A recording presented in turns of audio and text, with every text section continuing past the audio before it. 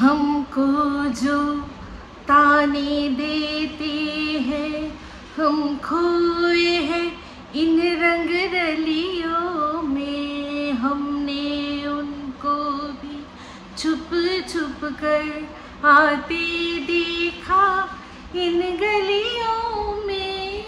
ये सच है कोई झूठ नहीं, तुम बोलो ये सच है ना।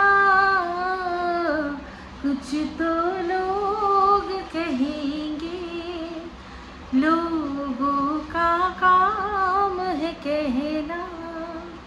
छोड़ो बेकार की बातों में, कहीं बीत न जाए देना। कुछ तो लोग कहेंगे, लोगों का काम है कहना। वेलकम टू टॉप झाल मिष्टी विद इप्सिता। আমি ইপসিতা এখানে নোগালাগালি নকিস্তি অনলি বসি। তো আজকে ভিডিও শুরুতে এই যে গানটা গাইলাম, এই গানটা এখন আমাদের এই ইউটিউবে যা চলছে তার জন্য খুব প্রাসঙ্গিক। কিন্তু কুছ তো লোক কহেঙ্গে লোগোं का काम है कहना। কিন্তু সেই কথা বলতে গিয়ে যদি ভুল হয়ে যায় তখন আমরা কি করি, একে অপরকে কারেকশন করে দিই। তো সেরকমই গতকাল মনে হয় একটা ভিডিও যেটা কিনা আমি আজকে দেখেছি, সেখানে আমাকে কারেকশন করে দিতে নিয়েছে কে, আমাদের ওয়াইটির দাদাভাই। তো এই ওয়াইটির দাদাভাই বললে খুব রাগ অনেকের, কিন্তু তাও আমি আমার তো দাদাভাই নয়, ওয়াইটির দাদাভাই। ওয়াইটিতে এসে যে দাদাভাই নাম পেয়েছে, মানে অনেক নামের মধ্যে একটা নাম দাদাভাই পেয়েছে, তো তাই জন্য ওয়াইটির দাদাভাই। তো ওয়াইটির দাদাভাই নামটাও কিন্তু একজনের দেওয়া, যদিও সে এখন ভিডিও করে না, তাই জন্য দরকার নেই কে দিয়েছিল, কিন্তু এটাই হচ্ছে সবচেয়ে ভদ্রস্থ নাম যেটা কিনা সে পেয়েছে। তো যেমন কিনা ইপু দিদি, তো আমাকেও ইপু দিদি বলেই কিছু জিনিস কারেকশান করতে চেয়েছে। তার মধ্যে প্রধান হচ্ছে গিয়ে কি না, অনেস্ট গ্রুপ। তো অনেস্ট গ্রুপের আমি যখন বলেছিলাম যে অনেস্ট গ্রুপটা কিভাবে জন্ম হয়েছে, সেক্ষেত্রে সে বলেছে যে মানে আমি বলেছিলাম যে আমার পাশে কিছু মানুষ এসে দাঁড়িয়েছিল, হ্যাঁ, যদিও সেটা আমার পাশে না, পরবর্তীকালে বুঝতে পেরেছি সেটা কি জন্য। অবশ্যই আবারও ভালো করে বুঝিয়ে দেবো, তারও যে ভুল হচ্ছে তাকে কারেকশান করে দেবো। তো এই যে ওয়াইটির দাদাভাই, তার একটা আলাদাই গ্রুপ আছে, মানে গ্রুপ অফ ক্রিয়েটার্সরা রয়েছে যাদের সাথে তার খুব ভালো তালমেল, খুব ভালো সম্পর্ক। এবার তার কার কার সাথে কি কি ভালো সম্পর্ক সেটা তো আমাদের বা দর্শকদের মানে অতটাও জানার কথা না, বিশেষ করে আমার দর্শকরা হয়তো দেখলে জানতেই পারে, কিন্তু আমি তো জানতাম না। আমি এই ওয়াইটির দাদাভাই আর ওয়াইটির দাদাভাই যে কজনের নাম নিল তার মধ্যে একমাত্র ওয়াইটির দাদাভাই আর হচ্ছে গিয়ে মুনমুন, এই দুজনকেই আমার পূর্ব পরিচিত। ঠিক আছে, কোন বিষয়ে, যখন অন্দরমহলের পাশে গিয়ে দাঁড়িয়েছিল তখন, ঠিক আছে। তো অন্দরমহলের পাশে দুবার, একবার নয় দুবার দাঁড়ানোর দরকার পড়েছিল। এক হচ্ছে যখন সে প্রীতিকে রোস্ট করে, তারপর প্রীতির বন্ধু সোম ওকে রোস্ট করে, সেই জন্য সবাই মিলে নেমেছিল। তার মধ্যে রাহুল বলেও একটি ছেলে, যার নাম আপনারা সবাই শোনেন, তার সে নেমেছিল। সেই রাহুলের জন্য, তার বউকে নোংরা কথা বলার জন্যই আমার কিন্তু নামা। তো সে সময় কিন্তু এই যাদের যাদের নাম নিয়েছিল তারাও কিন্তু নেমেছে। তারা কার হয়ে নেমেছে, অবশ্যই ওয়াইটির দাদাভাই তার গ্রুপের অনুযায়ী নেমেছে তাদের। এবার সেই গ্রুপটা একটা প্রচ্ছন্ন গ্রুপ ছিল, কোনো নাম ধাম ছিল না। আমি বলেছি যে একটা গ্রুপ, সে নাম অনেস্ট গ্রুপটার নামটা পেয়েছে যবের থেকে তারা আমার পাশে এসে দাঁড়িয়েছে বলে, মানে এটা তারা ভিডিওর মধ্যে বলেছিল। এখন সেই বিষয়টা অন্য অবশ্যই বলবো। তো যাই হোক, সেখানে বললো যে আমি তো মানে আমি আগেই আমাকে থানা পুলিশ করা হয়েছে, তারপর আমি সেই থানা পুলিশের ভয়ে বন্ধ করে দিয়েছি ভিডিও করা। না, ভুল। আমি ক্রোনোলজিটা বলি। যখন এই আমি যখন কন্ট্রোভার্সি করি তখন অনেকেরই কিন্তু কন্ট্রোভার্সিতে খাতায় নাম লেখানো হয়নি, চ্যানেলগুলো তাদের কন্ট্রোভার্সি চ্যানেল বলে ছিল না, তারা হয়তো টুকটাক ভিডিও করতো, আমার তখন দেখা হতো না। তো যাই হোক, সেক্ষেত্রে আমি কিন্তু প্রথমে এই মানে যারা যারা এমএসএলদের নিয়ে ভিডিও করতো তাদের মধ্যে, তাদের সারিতে আমি একজন, প্রথম নয় কিন্তু প্রথম যারা যারা করতো তাদের মধ্যে আমি একজন। ঠিক আছে, যার ভিডিও দর্শকদের খুব পছন্দ হয়েছিল আর সেখানে মোটামুটি ভাইরালও হয়েছিল। তো যাই হোক, সেক্ষেত্রে তাকে নিয়ে আমি ভিডিও করি। তো তখন তো আমি জানতাম না যে কোনো ব্লগার সে কোনো ভুল করছে সেটা ধরিয়ে দিলে তার জন্য আমাকে অভিশাপ কুড়াতে হবে, আমাকে ছেড়ে আমার বাচ্চাকে অভিশাপ কুড়াতে হবে, আরও নোংরা নোংরা অনেক কিছু হবে, আমার সম্পর্কে নোংরা নোংরা কথা বলা হবে, আমার বডি শেমিং করা হবে। আমি তো জানতাম না। আমি জানি একটা মানুষের ভুল দেখছি সেটা ভিডিওর মধ্যে বলবো, এটাই এরকম আরও অনেকে অনেক এরকম ধরনের কন্টেন্ট করছে। তো তখন কি হলো, যখন আমি ভিডিওগুলো করছিলাম তখন আরও আমি বারবার এক কথা দু একটা এমনও ভিডিও ছিল যেটা আমি তাদের নিয়ে করিনি, তারা তাও গায়ে মেখে নিয়ে আমাকে একটা ভিডিও করেছিল, আমাকে নিয়ে একটা রোস্টিং ভিডিও। MSL এ মেল যে ক্রিয়েটার, সে একটা রোস্টিং ভিডিও করেছিল যার নাম বলদা মহিলা, জঙ্গলি হাতি, এইসব সব লিখেছিল তার আর কি থাম্বনেলের মধ্যে। তো সেই সময় সেইটা দেখে আরও আমার ওপর অ্যাটাক হয়েছিল, দর্শকরা করেছিল, দর্শকরা। তো সেই সময় দেখুন, পাশে আমি স্ক্রিনশট দিয়ে দেবো, যে এই লাস্ট ভিডিও ওদের নিয়ে, আমার লাস্ট ভিডিও বলে আমি ওদের নিয়ে ভিডিও করা বন্ধ করে দিয়েছিলাম। তখনও না থানা হয়েছে, না পুলিশ হয়েছে, না আইন হয়েছে, না আদালত হয়েছে, না মোকদ্দমা হয়েছে। মোকদ্দমা তো কোনো দিনও আমাকে নিয়ে MSLরা করেইনি। আমাকে নিয়ে কোনো দিনও MSLরা মোকদ্দমা করেনি। তাও কেন আমাকে থানায় ডেকে পাঠানো হলো অবশ্যই বলছি। তো তখন আমি বন্ধ করে দিয়েছি ওদের নিয়ে ভিডিও করা, মানে প্রায় 1 বছর আমি বন্ধ করে দিয়েছি। তারপর 1 বছর পরে দেখুন ওদের নিয়ে আমি আবার মুখ খুলেছি, সেখানেও ডেটটা, দুটোর মধ্যে কতটা টাইম ডিফারেন্স দেখে নেবেন, ঠিক আছে। তো MSLদের ক্ষেত্রে আমাকে ডাকা হলো, তার কারণ যেটা হচ্ছে গিয়ে আমার কমেন্ট বক্সে কিছু কমেন্ট, আজকে দেখলাম মিঠু কমেন্ট করে জানিয়েই দিয়েছে বিষয়টা পুরোপুরি ওয়াইটির দাদাভাইকে। তাও মনে হয় ওয়াইটির দাদাভাইয়ের বুঝতে একটু অসুবিধা হয়েছে।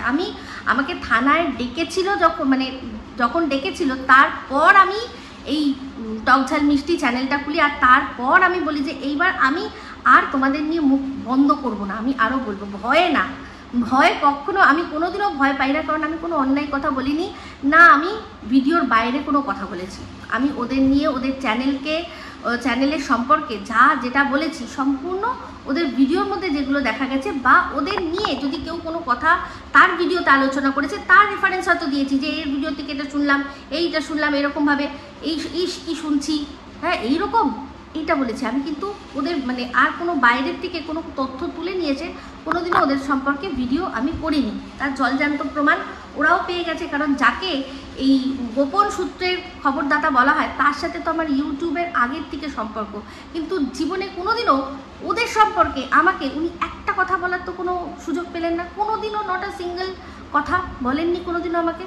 তাহলে যাই হোক, এবার হচ্ছে কি বিষয়টা, যখন প্রথম এই MSLরা কেস করে, মানে থানা FIR করে, তখন হয়েছে, তখন প্রথম কিন্তু থানায় মানে সাইবার ক্রাইমে ওরা মানে বিষয়টা তুলেছিল, এটা তখনও কিন্তু আদালতে কেস হয়নি। তো তখন ওদের সম্পর্কে একটি চ্যানেল তথ্য দিয়ে ভিডিও করছিল, যেই চ্যানেলটার নাম ছিল সত্যান্বেষী ব্যোমকেশ, যেখানে কারুর মুখ দেখা যেত না, কিন্তু একটি কম্পিউটারাইজড অটো আর কি যেটাকে বলে না ভয়েস কারেকশন বা ভয়েস আর কি মডিউলেশন করে একজন ভিডিও করতো, যার গলাটা ভীষণ ভারী। তো ওদের ধারণা হয়েছিল যেহেতু আমার বরেরও গলাটা ভারী, ভেবেছিল যে তার মানে আমাদেরই হয়তো ওই সত্যান্বেষী ব্যোমকেশ চ্যানেলটা। তো সেই জন্য ওরা কি জমা দিয়েছিল, সত্যান্বেষী ব্যোমকেশ চ্যানেল কিন্তু রাতারাতি ডিলিট হয়ে গেছিলো, যখন এই MSLরা বলেছিল যে আমরা সাইবার ক্রাইমে যাব, সাইবার ক্রাইমে যাবো, কারণ এই সত্যান্বেষী ব্যোমকেশ চ্যানেল থেকেই তারা তথ্য দিয়েছিল যে যেভাবে মানে এই MSLের যিনি ফিমেল আছে, সে একজনকে ভয়েসে বলছে যে তুমি টাকা দিয়েছো, সেটা আমি বলবো কেন, হ্যানা ত্যানা, এরকম ধরনের একটা ভয়েস ক্লিপ আর কি চালানো হয়েছিল। তো যেহেতু শুধুমাত্র আমার বরের গলাটা একটু ভারী, তাই ভেবেছিল যে এই গলাটাই সেই গলাটা, মানে সেই সত্যান্বেষী ব্যোমকেশ বলে ওরা একটা অপপ্রচার ওদের দর্শকরা মিলে করেছিল। তো যে কেসটা হয়েছিল, কেস মানে আর কি সাইবার ক্রাইমে জমা দেওয়া হয়েছিল আমার চ্যানেল থেকে নিয়ে বেশ কিছু কমেন্ট, যেগুলো পরবর্তীকালে আমাকে দেখানো হয়েছিল যে একে আপনি এদেরকে কিভাবে চেনেন, ঠিক আছে। তো তাদের মধ্যে একজনের নাম কিন্তু উল্লেখ করে দিয়েছে মিঠু তার কমেন্ট বক্সে, তার নাম সোনালী দেব, ঠিক আছে। তো যাই হোক, সেখানে তারও কমেন্ট, আরও অনেকের কমেন্ট আমাকে দেখানো হয়েছিল। আর এই যে সত্যান্বেষী চ্যানেলটা, যেই চ্যানেলটা ডিলিট হয়ে গেল, তার পুরো তথ্য কি করেছিল ওরা জমা দিয়েছিল, URL হ্যানা ত্যানা সমস্ত জমা দিয়েছিল, তারপর ভিডিও হয়তো জমা দিয়েছিল। তো যাই হোক, সেখানে IP অ্যাড্রেস ট্র্যাক করলে আপনারা ভালো করেই জানবেন যে যদি সত্যি ওটা আমরা হতাম, তাহলে আমাদের IP অ্যাড্রেসের সাথে ওটা মিলে যেত, ঠিক আছে। কিন্তু বিভিন্নভাবে অপপ্রচার চালাচ্ছিল। আমি কিন্তু বারবার করে বলছিলাম যে ভাই আমার ক্ষমতা আছে, আমি ক্যামেরার সামনে এসে কারোর সম্পর্কে বলতে পারি, তাহলে আমি বা আমার হাজব্যান্ড কোন হিসাবে মুখ লুকিয়ে একটা চ্যানেল খুলে ওদের সম্পর্কে বলতে যাব?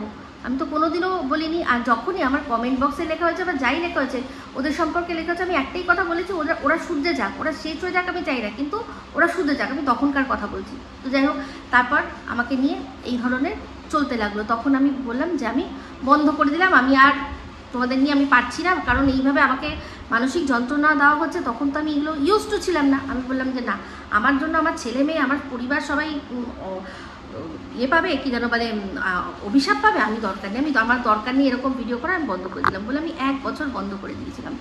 তারপর এই কেসটা কিন্তু ওরা তখনই কিন্তু কেসটা করবো বলেছিল, আর ওরা করেও ছিল, সেটা জানিয়েছিল, কিন্তু তার ফলাফল আসলো আস্তে আস্তে 1 বছর লেগে গেল। তো এই যে ভিডিওটা, যেটা আমি আমার ছেলেকে নিয়ে কোলে ছবি দিয়ে আমি এটা বলেছি, সেই ভিডিওটাও কিন্তু আমি করতাম না। সেই ভিডিওটা আমি করতাম না, কারণ যখন আমি থানায় গেলাম, নোয়াপাড়া থানায় গেলাম, গিয়ে আমি যখন দেখলাম, আমাকে জিজ্ঞাসা করা হলো কমেন্টগুলো সম্পর্কে, তখন আমি বললাম যে না, কমেন্ট কে করছে, সে কোথায় থাকে, কি বৃত্তান্ত, আমার পক্ষে জানা সম্ভব নয়, কারোর পক্ষেই জানা সম্ভব নয়।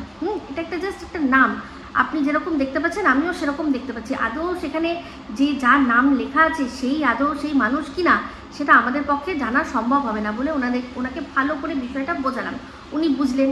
তারপর বাদবাকিটা আপনারা সবাই জানেন। এবার তারপর আমাকে বলা হলো যে আপনি তাহলে ওদের নিয়ে কোনো কমেন্ট করবেন না, কমেন্ট লিখবেন না। আমি বললাম ঠিক আছে, চলুন লিখবো না, এখানেই আমার গল্প শেষ। তো এখানে তারপর আমি যখন আমাকে ফাইলগুলো দেখাচ্ছিল, তার মধ্যেই কিন্তু ওই সত্যান্বেষী যে চ্যানেলটা, সেটা কার সেরকম আমি একটা মোটামুটি একটা নাম দেখেছিলাম। সেই নাম আমি চিনি কি চিনি না আমি বলবো না, একটা নাম দেখেছিলাম। যখন MSL এর মানে কণিকা যখন একটা ভিডিওর মধ্যে বলল যে সবটা দেখে আসলাম, ওর একটা ভিডিও ছিল, সবটা দেখে আসলাম, যে আমাদের পিছনে কে আর কি লেগেছিল সব দেখে এসছি, কখন সে লগ ইন করেছে, কখন লগ ইন করেনি, সমস্তটা দেখে এসছি। এইটা যখন বলল, আমি কিন্তু না হলে ওই যে ভিডিওটা, সেই ভিডিওটা আমি করে রেখেছিলাম, কিন্তু সেটা পাবলিক করিনি। মানে আমি ফুটেজ কোথায় যাচ্ছি না যাচ্ছি তার ফুটেজ করে রেখেছিলাম, কিন্তু আমি সেটা পাবলিক করিনি, কারণ আমার টার্গেট ছিল না যে এটা নিয়ে বলবো, আমি কোনো টার্গেট ছিল না। কিন্তু যেহেতু আমি অতটা দূর গেছিলাম, একটা ব্লগ ভেবেছিলাম, ব্লগের মধ্যে যদি কোনো সময় মনে হয় দেব, বা যদি কোনো সময় অস্বীকার করে যে আমি যাইনি, তাহলে সেটা দেখাবো। তাহলে সেই রকম হিসাবে আমি জাস্ট নিজের কাছে কিছু তথ্য রেখে দিয়েছিলাম। তারপর যখন ভিডিওর মধ্যে বলে সব দেখে আসলাম, তখন আমি মুখ খুললাম যে তুমি তো সবই দেখে এসছো, তাহলে এই যে দিনের পর দিন আমার হাজব্যান্ডকে নিয়ে লোকে নোংরা কথা বলছে, যে আমার হাজব্যান্ড সত্যান্বেষী ব্যোমকেশ, ওই চ্যানেলটা আমাদের, তুমি তো সব দেখে এসছো, তাহলে তুমি অন্তত আকার ইঙ্গিতে এটা বলতে পারতে যে যাকে ভেবেছিলাম সে নয়।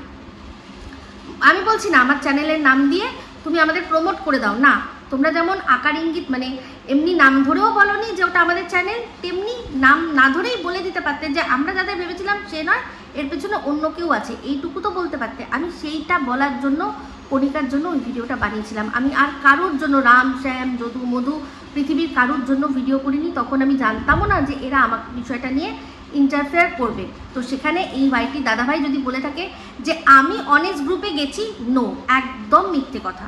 তারই মানে তার জুবানিতে যেটা বলে সর্বৈব মিথ্যে কথা, সর্বৈব মিথ্যে কথা। তারা আমার কাছে এসেছিল, তার কারণটা অবশ্যই ভাইটি দাদাভাই আপনাদেরকে বলে দিয়েছে, উইথ প্রমাণ দিয়ে দিয়েছে, যে সে বলেছিল যে এই যে আর কি সুতোর পাশে দাঁড়াবে।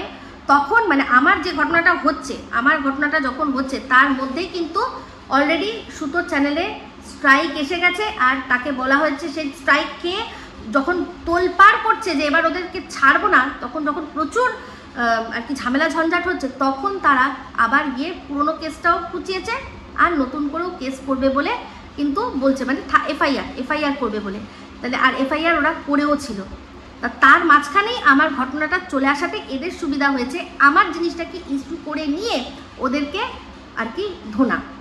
আমার পাশে, আমি আজকে ডেটে জানি কেউ আমার পাশে এসে দাঁড়ায়নি। আমার বিষয়টাই যে ভাইটি দাদাভাই যে বলেছিল সুতোকে যে আপনি চিন্তা করবেন না, আপনার কিচ্ছু হবে না, আমি দেখে নেব। ভগবান ওকে হয়তো মানে যেহেতু ওর হয়তো ইন্টেনশনটা ঠিক ছিল, ওর নিজের জন্য না অন্যের জন্য হয়তো লড়ার বিষয়টা ছিল, ভগবান তাই জন্য ওকে আমাকে একটা অস্ত্র রূপে দিয়ে দিয়েছে যে এই যে এর সাথে অন্যায় হয়েছে, তুই এই জিনিসটা তুলে ধর, তাহলে ওর এই ব্যাপারটা জাস্টিফাই হয়ে যাবে, দর্শকরা ওর পাশে এসে দাঁড়াবে, ও পেয়ে যাবে সমস্ত কি না দর্শকদের আর কি সিম্প্যাথি বা যাই, আর এই MSLদের আর কি বিষয় তাদের ওপর দর্শকরা রেগে যাবে, ঠিক আছে। তো এই বিষয়টাই হয়েছিল। আর আমি তো উল্টে যখন থেকে থানায় গেছি তারপর থেকে আমি আরও এলান করেছি যে না, আমি অবশ্যই ওদের নিয়ে বলবো, আরও বেশি করে বলবো, ঠিক আছে। তাহলে এই বিষয়টা আশা করি ক্লিয়ার করতে পারলাম, কারণ ওয়াইটির দাদাভাই কিছু ভুলে গেছে। আমার সবচেয়ে বড় কথা, আমাকে নিয়ে MSLরা কোনোদিনও কোনো কেসই করেনি, আর কেস করবে কি করে তারা। আমি প্রথমত ভিডিওর বাইরে কিছু বলিনি, দ্বিতীয়ত হচ্ছে সমালোচনা করার জন্য কোনো কেস দেওয়া যায় না। আমি যদি ওদের নিয়ে কুৎসা করতাম বা মিথ্যা কথা বলতাম তাহলে আলাদা। আর দ্বিতীয়ত কথা হচ্ছে গিয়ে তারা নিজেরাই তো আমাকে নিয়ে এত জঘন্য একটা ভিডিও করেছে, সেটা তো উল্টে আমি যেটা মানে আমার পক্ষে ওদের বিরুদ্ধে স্টেপ নেওয়া মানে যথাযথ ছিল, সেখানে আমি ওদের ক্ষমা করে দিলাম। আমি ওদের নিয়ে কোনো কেস করলাম না, করবো বলেও করলাম না, গিয়ে কথাবার্তা বলেও করলাম না। তাহলে তারা আমার বিরুদ্ধে কেস দেবে কোন ভিত্তিতে? তাহলে তাই জন্যই বলছি, কোনোদিনও কোনো কেস ফেস কিছু হয়নি। আর আমি ভয় তখনও কাউকে পাইনি, এখনও কাউকে পাই না। অন্যায় না করলে আমি কাউকে ভয় পাই না। তো ওই বেহেতি গঙ্গার মধ্যে ড্রেন হওয়ার কোনো ব্যাপার নেই, এটা একেবারেই সর্বৈব মিথ্যে কথা। আমি আমার মতোই গঙ্গার মতোই বইছিলাম। এই যে ড্রেনের কথা, যাকে এখন ড্রেন বলে, হাই ড্রেন বলে, আস্তাকুড়ের জঞ্জাল বলে, আমার গঙ্গার মতো জলের মধ্যে তখন ওই হাইড্রেনটাকে ও মিলিয়েছিল। ও ওই হাইড্রেনটাকে আমার গঙ্গার জল দিয়ে ধুয়েছিল। আমি তখনও গঙ্গা জলই ছিলাম, আর আজও গঙ্গা জলই রয়েছি। নিজের স্ট্যান্ড পয়েন্টে সব সময় দাঁড়িয়ে রয়েছি। ওদেরকে বলেছিলাম শুধরে নিতে, দর্শকদের না ঠকাতে। ওরা নিজেদের মতো নিজেরা কাজ করে নিয়েছে। আর ওরা আমার বিরুদ্ধে যেটা বলেছিল যে আমি পেছনে লেগেছি, আমি ওদের শেষ করতে চাই, ওরাও বুঝে নিয়েছে যে শেষ করতে যখন কোনো মানুষ কাকে চায় তখন তার ফল কি হয়। যে পার্সোনাল অ্যাটাক শেষ করা কি জিনিস, ওরাও নিজেদের সবক বা লেসনটা পেয়ে গেছে।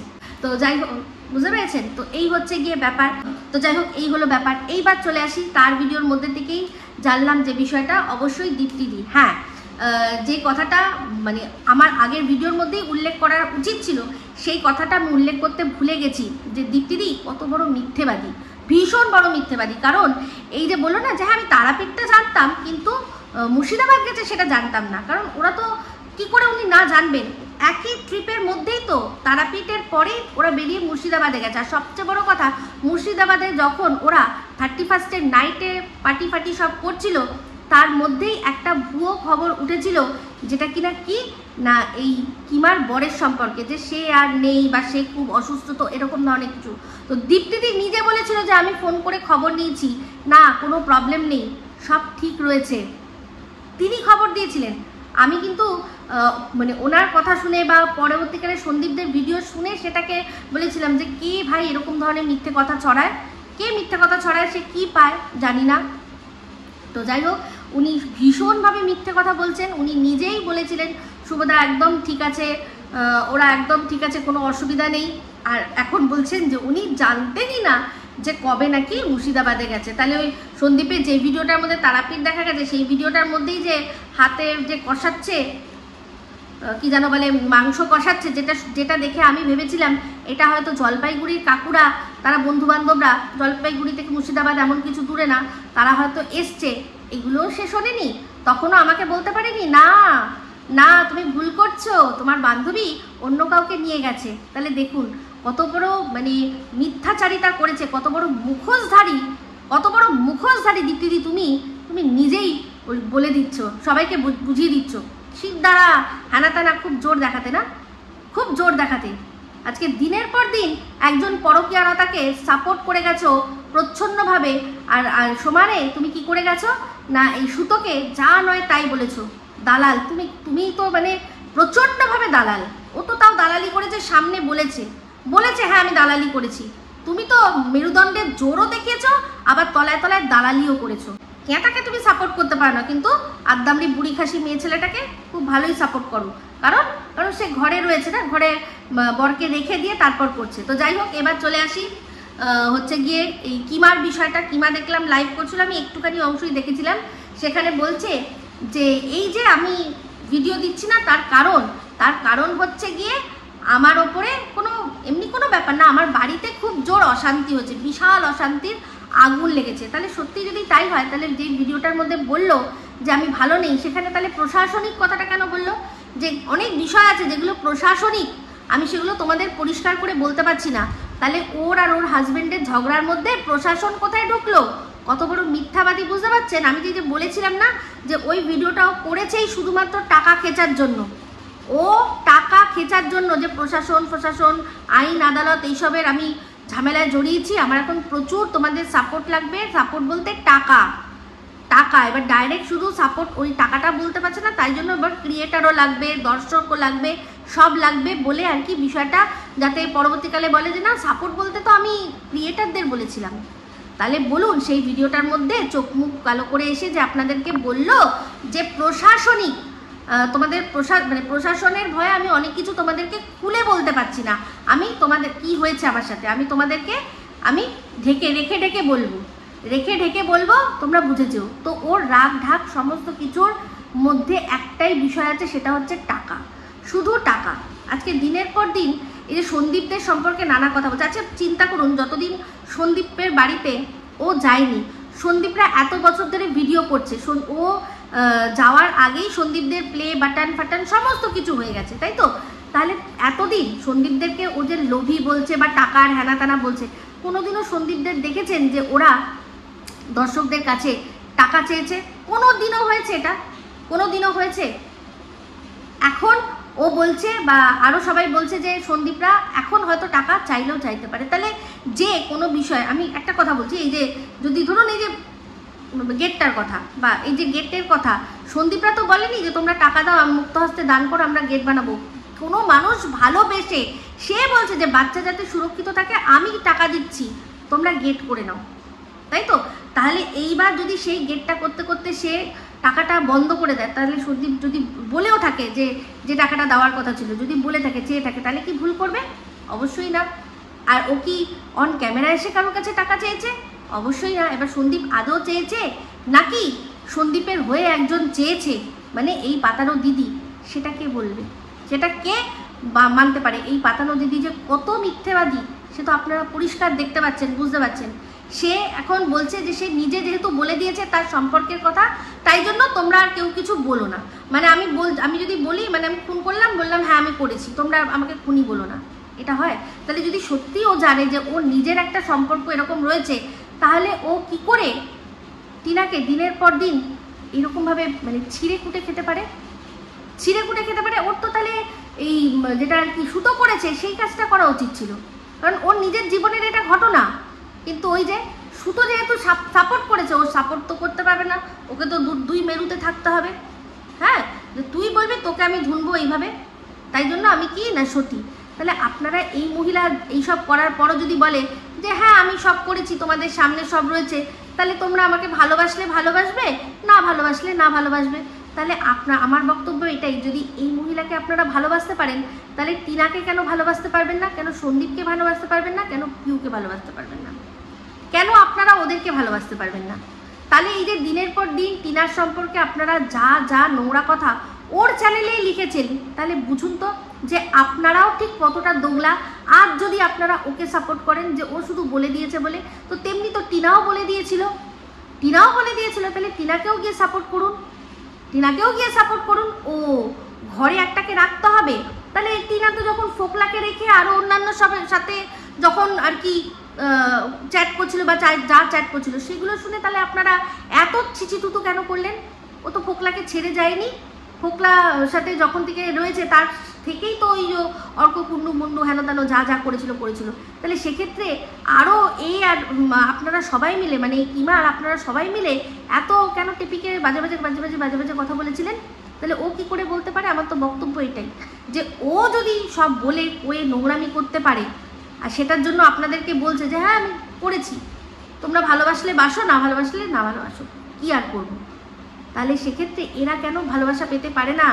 সন্দীপ কি অন্যায় করলো? সন্দীপ তো নিজের বাড়িতে বউ রেখে অন্য কারোর সাথে কথা বলেনি।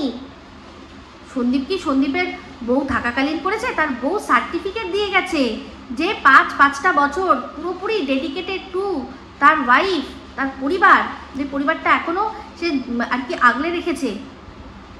তাহলে আপনাদের বক্তব্য যদি এটাই হয় যে পরিবারকে ঠিক রেখে মানুষ অন্য জায়গায় সুখ খুঁজতে পারে, তাহলে সন্দীপও তো নিজের পরিবারটাকে এখন ঠিক রেখে ও অন্য জায়গায় যদি সুখ খোঁজে, তাহলে এত খারাপ কিসের? আর কিসের আপনারা ওই এক পিউকে পেতনি বলে যাচ্ছেন? কিসের পেতনি? আপনাদের কি মানে তুলনা করার মতো ক্ষমতাও হারিয়ে গেছে? এতটাই মাথায় গোবর ভরে গেছে যে তুলনা করতেও ভুলে গেছেন আপনারা? কিমার থেকে পিউর বয়স অনেক কম, অনেক কম। তাহলে সেখানে এই কিমা যদি বলে যে আমি আমার মেয়েকে বড় করে দিয়েছি, তারপর গিয়ে আমি নগর কীর্তন করেছি, কিন্তু ওর ছেলে তো ছোট ছিল, ওর ছেলে তো মেয়ের থেকে ছোট ছিল, ছেলেকে তো বড় করেনি, সেই জন্যই তো ছেলের ভবিষ্যৎটা এরকম ভেসে গেছে। আজকে দেখুন শ্বশুরের অন্নে তাকে প্রতিপালিত হতে হচ্ছে, কি পড়াশোনা করেনি, জাস্ট আন্ডার এজ, যেটা কিনা পানিশেবল অ্যাক্ট, সেই রকম অ্যাক্টে তাকে বিয়ে দিতে হয়েছে, কারণ না হলে সে অন্য বেপথে চলে যাবে, সেইখান থেকে ফেরানো যাবে না, তার চেয়ে এইখানে। তাহলে ভাবুন, তাহলে কোন পারফেকশন আছে ওর লাইফে যে ও অন্যকে নিয়ে কথা বলে? কোন পারফেকশন আছে? আজকে বলছে যে হ্যাঁ তারাপীঠের সম্পর্কে সব বলবে, হ্যাঁ সব বলুক, সমস্ত বলুক, তাও সন্দীপের পাশেই থাকবো, সমস্ত বলুক।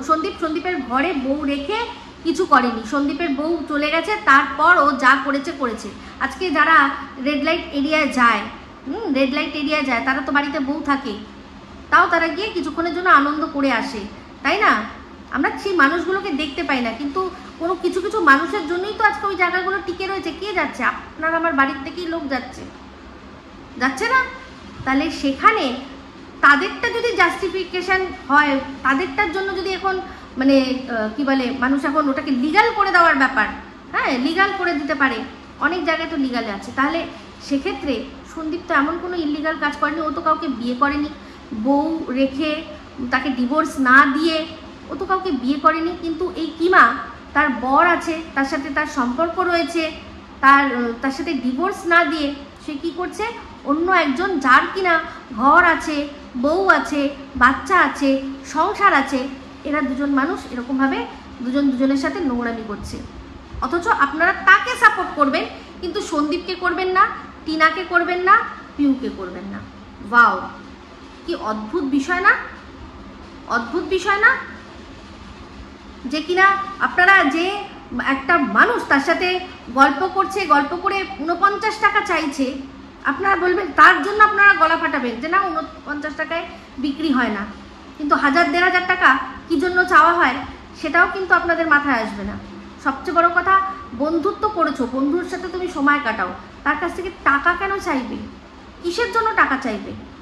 তার উপর তুমি ইনকাম করো, তোমার হাজবেন্ড বিশাল পয়সা, তুমি সবাইকে তার ধস জামাও, বিশাল ব্যাপার, তাহলে তুমি কেন অন্যের কাছ থেকে টাকা চাইবে?